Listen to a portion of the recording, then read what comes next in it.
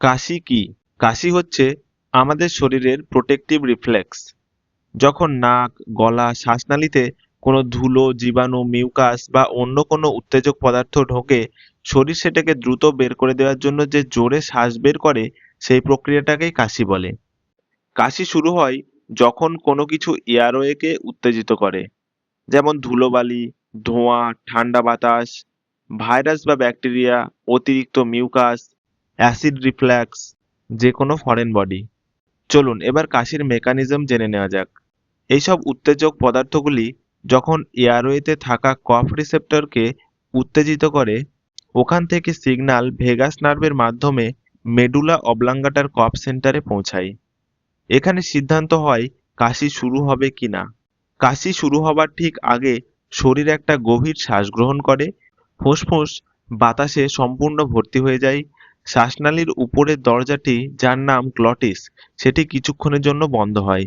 এতে ভিতরে প্রেসার বাড়তে থাকে।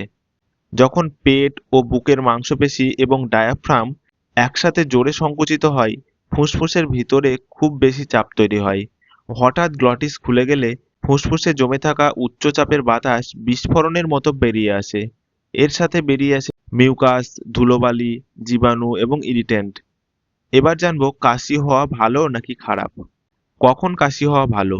যখন শরীর ফুসফুসে জমে থাকা উত্তেজক পদার্থ বার করে দেয়, ইনফেকশনে জমে থাকা কফ বার করে, সর্দি বা ব্রঙ্কাইটিসে কফ জমে গেলে কাশি সেটাকে বের করে দিয়ে শ্বাস প্রশ্বাস সহজ করে। কখন কাশি খারাপ?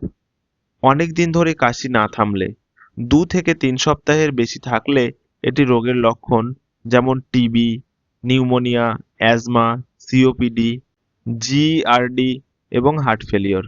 কাশতে কাশতে যদি দেখেন যে রক্ত উঠছে, তাহলে সেই কাশিটি খারাপ।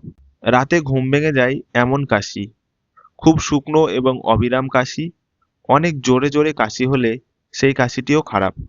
এক কথায়, যে কাশি মিউকাস বা ইরিটেন্ট বের করে সেটি ভালো, এবং যে কাশি দীর্ঘস্থায়ী বা খুব কষ্টদায়ক সেটি খারাপ এবং এর জন্য চিকিৎসা দরকার।